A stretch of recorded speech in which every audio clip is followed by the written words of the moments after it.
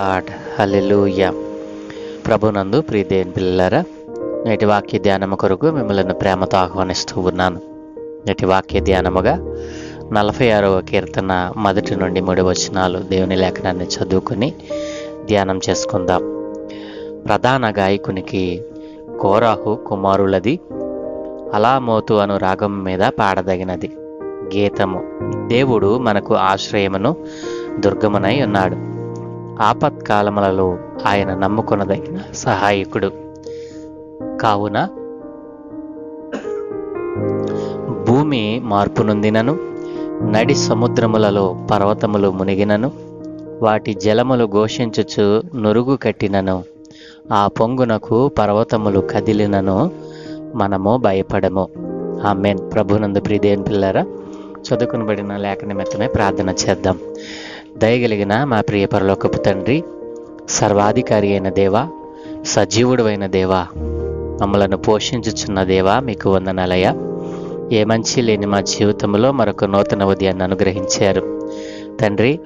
ఈ ఉదయమున మేము చదువుకున్న ఈ లేఖన భాగాన్ని మా కొరకు దీవించండి.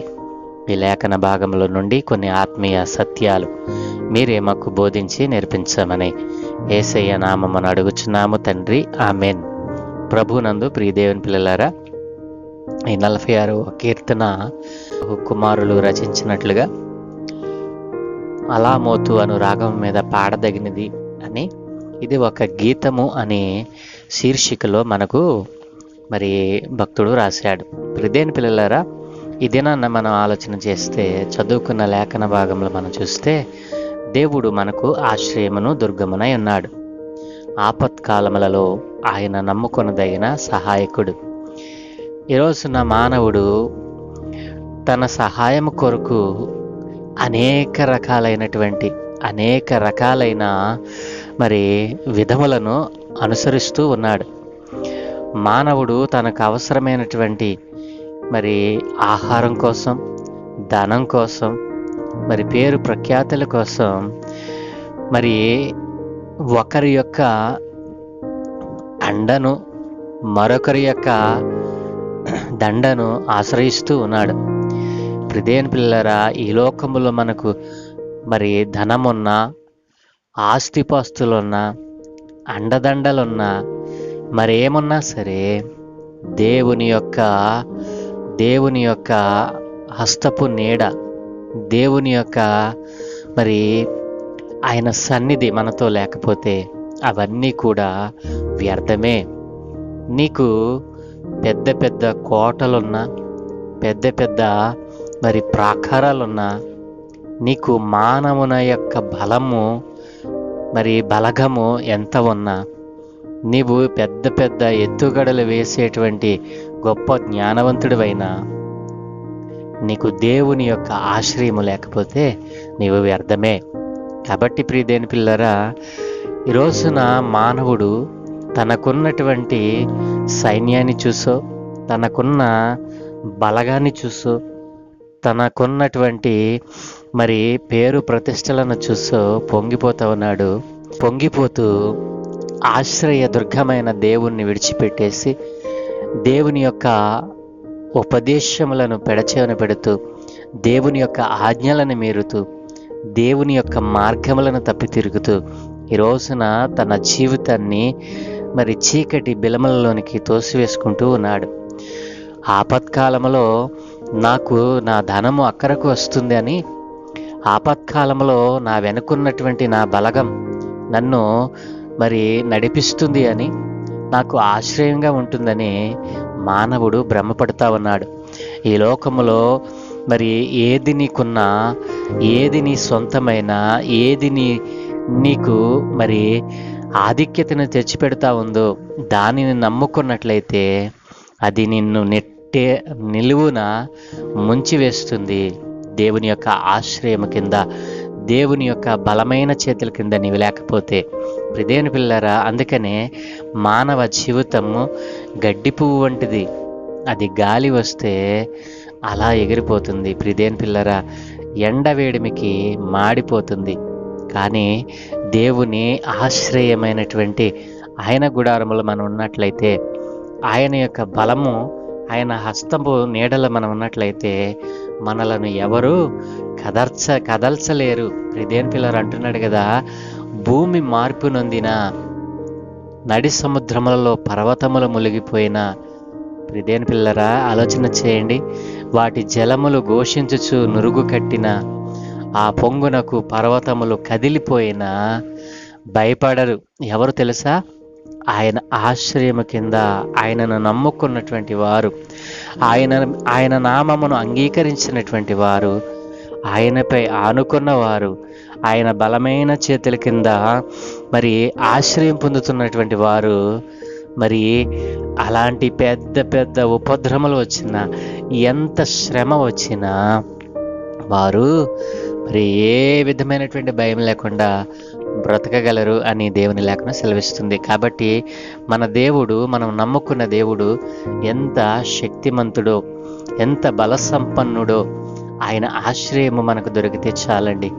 దేవుని పిల్లలారా, నీవు ఏ ఆశ్రయము కొరకు నీ జీవితాన్ని పరుగులు పెట్టించుచున్నావు? ఒకసారి ఆలోచన కలిగి ఉన్నావా?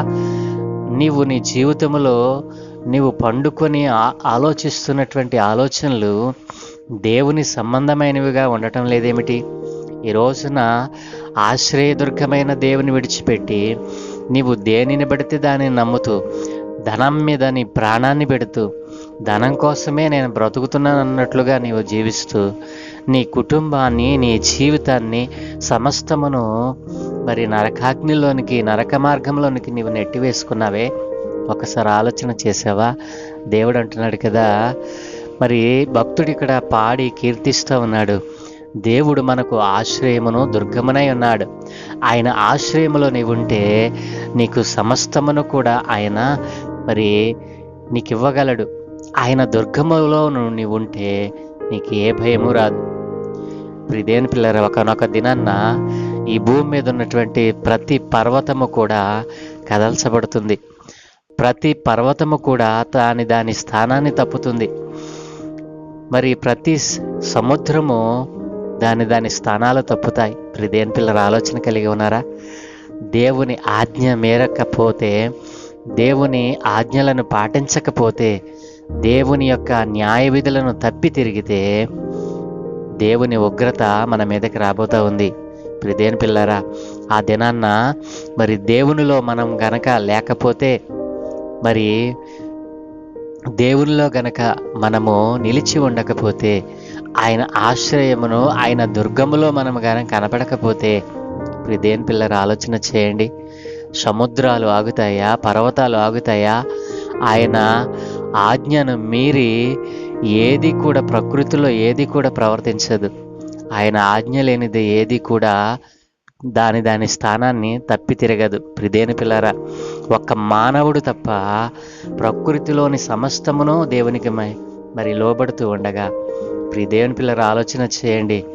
ఈ రోజున మనం చూస్తూ ఉన్నాం, అనేక ప్రాంతాలలో, అనేక చోట్ల మరి సముద్రములు, నదులు పొంగుతూ మరి మరి నివాసాలపైన, మరి జన సంచారము పైన పడుతూ ఉండటం మనం చూస్తూ ఉన్నామే. ఇంకనూ నీవు మేల్కొనకపోతే, దేవుడు మనకు ఆశ్రయమును అని, ఆయనే మన దుర్గము అని గ్రహించకపోతే, ఆపత్కాలములలో నిన్ను కాపాడువాడు ఎవడు? కాబట్టి దేవుని పిల్లారా, ఆయనే మనకు ఆశ్రయముగా, దుర్గముగా కలిగి ఉందాం. ఆపత్కాలములలో మనలను కాపాడగలిగినటువంటి దేవుని మీద నమ్మకం ఉంచుదాం. దేవుని పిల్లారా, అందుకే భక్తుడు పాడి కీర్తిస్తూ ఉన్నాడు, దేవుడు మనకు ఆశ్రయమును దుర్గమునై ఉన్నాడు. ఆపత్కాలములో ఆయనే నమ్ముకొనదగిన సహాయకుడు. దేవుడే మనకు ఆశ్రయమును దుర్గమునై ఉన్నాడు. కాబట్టి ఆ ఆశ్రయమైన దుర్గమునై ఉన్న దేవునిని ఆపత్కాలములలో నమ్ముకొనటం కాదు, కానీ ఆపద సంభవింపనప్పుడే ఆయన నామాన్ని అంగీకరించుదాం. ఆయన శక్తి కలిగిన నామాన్ని, ఆయన నమ్మదగిన నామాన్ని పూర్ణ అంగీకారముతో, పూర్ణ ఆత్మతో, పూర్ణ శక్తితో ఆయనను నమ్ముకుందాం. ఆయనే మనకు సహాయకుడు. ఆపత్కాలములలో మనలను రక్షించేటువంటి అధికారం కలిగినటువంటి దేవుడు. నేను ప్రకటిస్తున్న నజరేయుడైన యేసుక్రీస్తు ప్రభుల వారు కాబట్టి ప్రియ దేవుని పిల్లారా, నీ బలాన్ని, నీ యొక్క బలగాన్ని చూసి ఒకవేళ నువ్వు పొంగిపోతున్నావేమో, జాగ్రత్త. ఆపత్కాలంలో నిన్ను కాపాడువాడు ఆయనే అని నీవు గుర్తించకపోతే, నీ జీవితంలో నీవు ఎంత సంపాదించినా, నీ జీవితంలో నీవు ఎంత ఎత్తుకు ఎదిగినా అది వ్యర్థమే. ఆపత్కాలమున నిన్ను కాపాడేవాడు ఎవడునూ ఉండడు. ఎందుకంటే ఆపత్కాలమున మరి ఆ యొక్క దుర్దినమున పర్వతములు, సముద్రములు ఆయన మాట వినటానికి పరుగులెడతాయి.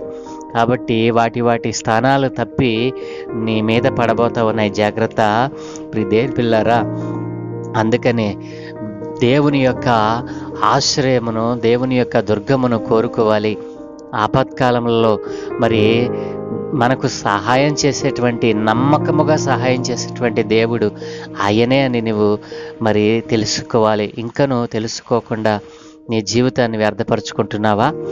మనకు ఆశ్రయమును, దుర్గమునై ఉన్న దేవునిని విడిచిపెట్టి నీవు నీ జీవితాన్ని ఎంతకాలము నరకాగ్ని మార్గంలో నడిపించుకుంటావు. కాబట్టి ఆపత్కాలంలో నీకు సహాయం చేసే దేవుణ్ణి నమ్ముకో.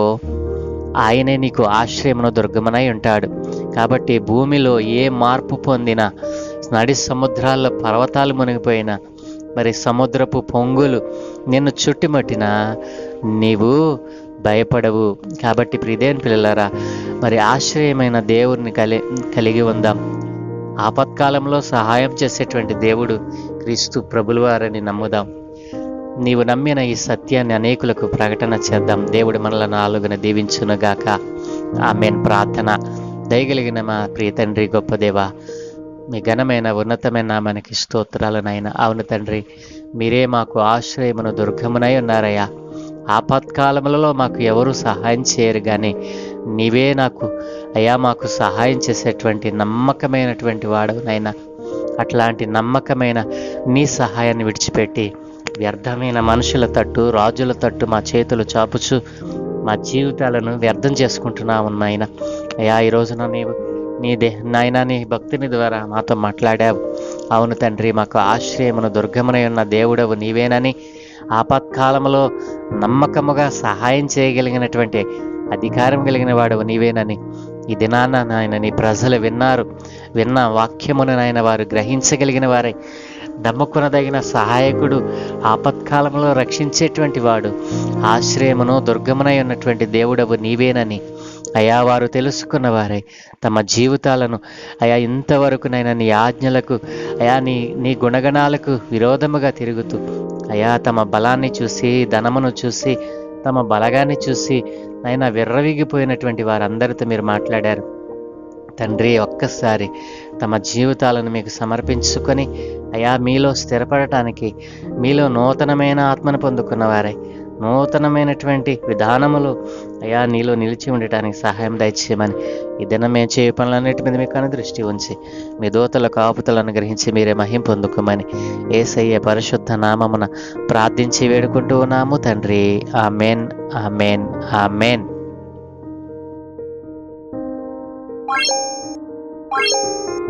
Bye.